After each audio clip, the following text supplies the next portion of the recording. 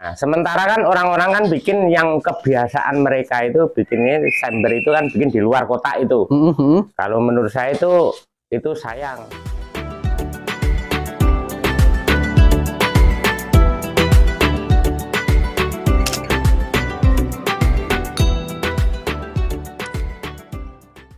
Halo, assalamualaikum warahmatullahi wabarakatuh teman-teman. Nah, jumpa lagi di channel kesayangan Anda, channel selalu update berita terbaru, baik berita tentang tutorial, review, bahkan ke otomotif, bahkan ke unboxing. Oke, kali ini gua ada di ikan lewat. Kali ini gua ada di Metro nih, kebetulan gua lagi di rumah kakak ya.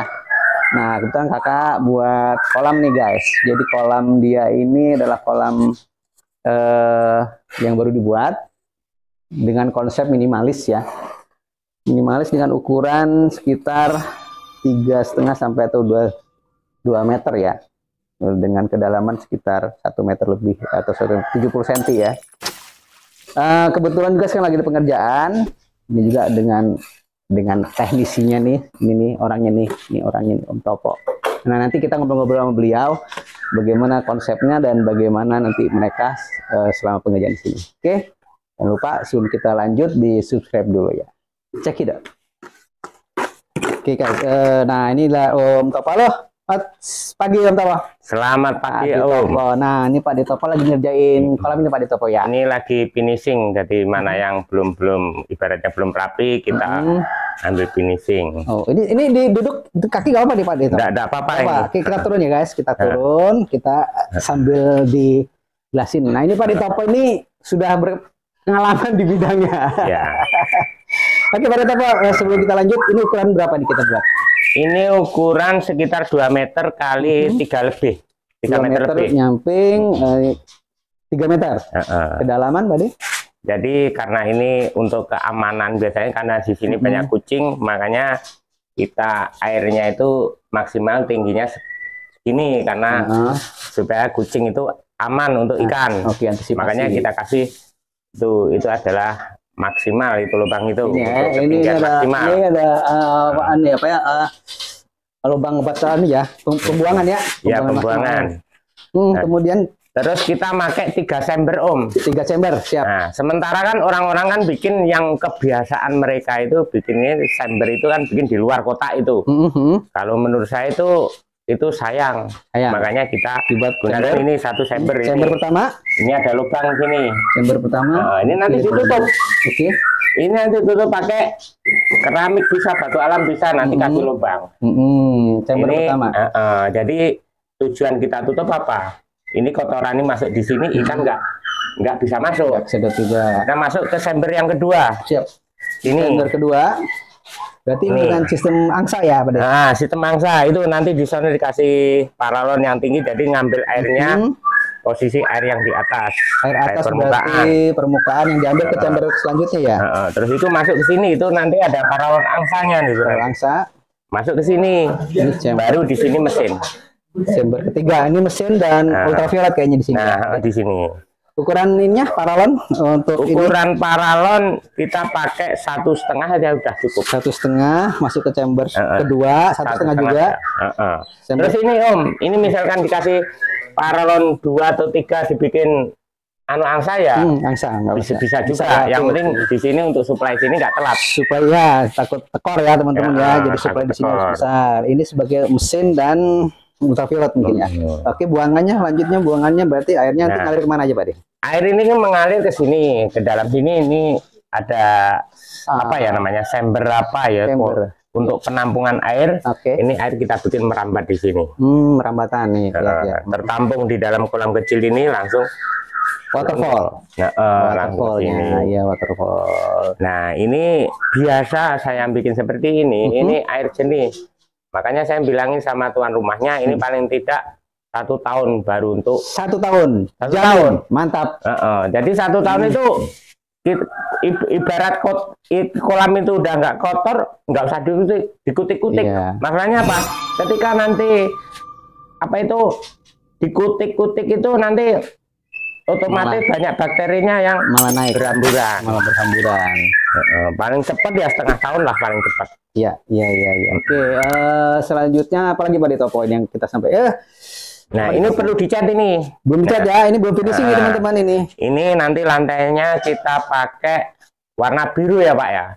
Tujuan warna biru kelihatan ya, airnya cerah, bening. Ya. Dan saya menjamin model kolam yang pakai seperti ini air tetap jernih. Tetap jernih. Walaupun 1 tahun nggak dikuras, tetap jernih. Tetap jernih. Ini pengerjaan ini dengan ukuran sekian, kemudian profil sudah berapa lama nih ngerjain Pak Deto? Ini sekitar 10 hari. 10 hari ya pengerjaan dari, tapi ini nggak ngeduk ya? Nah, ini kebetulan ada kolam, kita sekat kolamnya, memanfaatkan kolam yang ada. Dulu kan kolamnya kolam lele ini. Oh, kolam lele.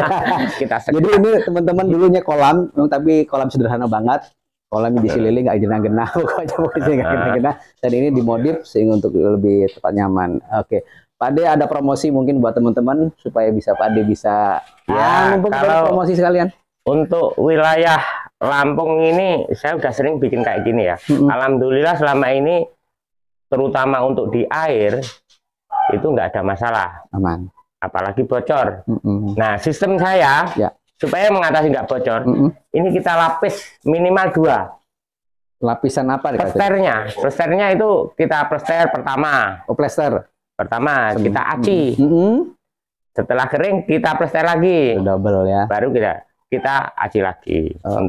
Jadi mengantisipasi kebocoran ya Pak De. Jadi kalau sistem saya ini jangan sampai kering kalau plester itu. Jadi ini setengah basah itu harus diaci dulu. Karena apa? Dia lebih menyatu. Lebih nyatu. Jadi nggak nunggu kering. Betul. Oke.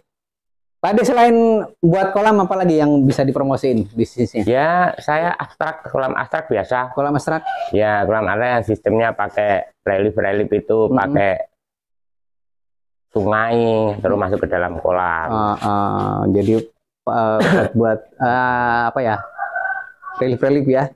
Nah, terus kita pakai simber sama ini. Ini kan chamber. Biasanya orang kan bikin kotak tersendiri gitu loh.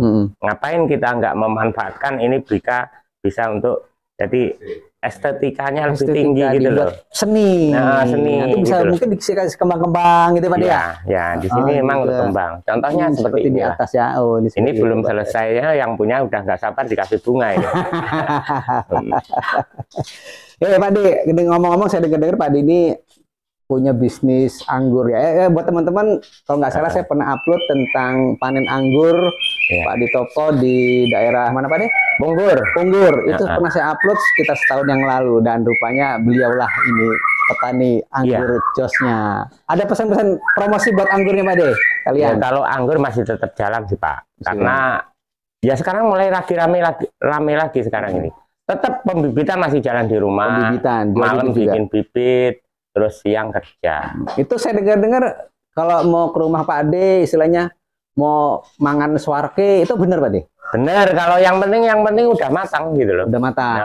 Tapi nggak boleh dibawa pulang Pak De? Nggak boleh. Nggak boleh. Bibitnya yang boleh dibawa pulang. Bibitnya kita banyak sekali di rumah. Oke. Macam-macam. Ada jenis Sansekerta, Jupiter, terus Peles. Terus itulah banyak sekali. Lupa aku. Oke, mantap deh. Urung macam-macam lah pokoknya ada komplit semua ada. Baik. Oke, terima kasih Pak De. Lanjut lagi. Selamat beraktivitas Pak De. Oke, siap. Semoga makin sukses buat teman-teman. Buat teman-teman yang mungkin butuh buatan kolam, untuk relief, buat variasi atau bahkan buat rumah. Pokoknya soal semen menyemen beliau nih pastinya. Oke, siap. Nanti nomor kontak saya kasih tulis di bawah. Silakan hubungi ya, guys. Oke, lanjut. Oke, teman-teman ya. Kita lihat view-nya. Tadi sudah jelaskan ini adalah chamber pertama dengan chamber pertama. Ya, setiap ukuran 1,5 in ya. Kemudian masuk ke chamber kedua dengan sistem angsa dengan air permukaan menuju ke chamber ketiga. Ya, ini chamber nanti. Jadi chamber masuk ke chamber ketiga. Chamber ketiga adalah chamber mesin, juga ultraviolet. Kemudian outputnya menggunakan 1/2 in naik ke atas. Kita lihat konstruksi bagian belakang atas ya teman-teman ya. Oke, mesin naik. Nah ini dibuat untuk kontak ya, untuk kontak listrik di sini, untuk instalasi listriknya. Buat dari mesin naik ke bagian atas, ini adalah bagian dalamnya teman-teman. Ini penampungan pertama, nanti dia sistemnya di T menggunakan setengah in T, dan ini kita lihat situnya pakai ini ya, sehingga penyebaran airnya lebih merata di atas, tidak menimbulkan satu titik yang dibolong-bolongin ya. Oke, dari sini dia akan masuk ke dalam saluran ini, dan dia akan nanti merambat ya, merambat di bagian depan. Tadi kita lihat bagian depannya. Oke, kita turun lagi. Nah ini teman-teman ya, jadi bagian sini dia merambat di antara sela-sela ini. Air jatuh merambat, masuk lagi ke penampungan selanjutnya. Dia akan merata di sini dan akhirnya ke waterfall. Waterfall ya. Ini di bawahnya juga ada, mungkin nanti bisa dipasang lampu teman-teman ya. Ya ini air flow-nya, ketinggian air flow-nya di sini, air flow.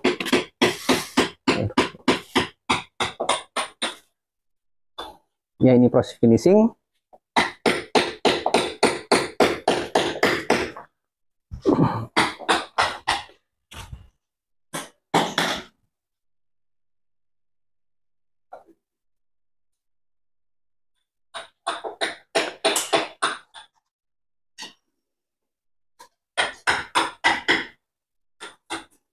Nah guys, tadi kita udah ngobrol, tapi belum ngobrol dengan si pemilik. Ya, ini dia nih. Ini kebetulan kakak kita, namanya Mas Edi. Halo Mas. Halo. Lagi nyantai ngeliatin tuh kan? Lagi ngeliatin tukang kerja ini. Mas Edi kenapa tiba-tiba, dulu ini kan kolamnya kan kolam, kalau nggak salah kolam ada penapan lele, ikan nila, bahkan sampai ke ikan apa itu? Ikan gurame. Tiba-tiba kenapa kok bisa jadi konsepnya pengen diginiin Mas Edi? Jadi gini, ini kan memang kolam malam ya. Dari kami nempati rumah ini memang ini rawa. Jadi sementara kami ini banyak duduk-duduk nyantai di belakang. Begitu ngelihat ke belakang kok kayaknya kurang asik lah untuk pandangan ya. Sehingga terpikir oleh kami coba buat kolam hias ya. Alhamdulillah kami kenal dengan Pak Ditopo ini. Pak Ditopo ini profesional ini. Sudah terbiasa buat kolam hias. Tinggal di Punggur. Dan kurang lebih udah 10 hari inilah berjalan. Pak Ditopo ini mengerjakan kolam kami ya dalam kondisi sampai hari ini ya seperti inilah. Mungkin hari ini terakhir ya, hari ini finishing. Oh, hari ini finishing ya? Nah, oke, mudah-mudahan selesai nih. Oh, jadi itu konsepnya ya? Lihat ke belakang, kayaknya kok kolamnya kok kurang nila, kayaknya nggak asik ya, kan? Kurang menarik lah ya. Kurang menarik kan? Karena memang ini teman-teman ini memang ruang santai ya. Ruang santai, teras belakang. Ruang santai, teras santai. Justru di sini kadang-kadang bersama keluarga kita nyanyi-nyanyi, ngobrolnya di sini, ya, bersantai. Kadang-kadang justru makan kita di sini. Jadi kita kalau kolamnya kayaknya di sana lokasi kita manfaatkan dengan baik, kayaknya sayang banget. Dan ini dia manfaatkan untuk membuat kolam koi nanti rencananya, pasti kolam koi. Oke, apa lagi masih dia mau sampaikan? Ya mudah-mudahan setelah kolam ini jadi menjadi daya tarik keluarga lah ya. Kami senang sih, kami kalau keluarga kumpul tuh senang. Kita kumpul di belakang lesehan ini sambil makan-makan, ya benar sambil nyanyi-nyanyi, sambil nikmatin keindahan kolam, kita lihat ikan koi gitu kan. Jadi betah kita nyantai-nyantai di ruang belakang ini. Mantap. Pokoknya semoga harapannya sesuai dan tercapai ya Mas Edi. Amin. Amin. Oke. Oke, terima kasih Mas Edi. Oke, teman-teman, tadi sekedar review awal proses pembuatan, bukan proses ya, sekedar review pembuatan kolam minimalis yang buat indah dengan wilayah yang tidak terlalu besar dan biaya yang cukup rendah. Nanti kita review lagi setelah kolam ini selesai, kemudian ada koinya sudah lengkap, sudah siap kita buat, nanti kita berreview lagi. Terima kasih sudah menyaksikan video saya, jangan lupa untuk di subscribe. Salam YouTuber, Assalamualaikum warahmatullahi wabarakatuh.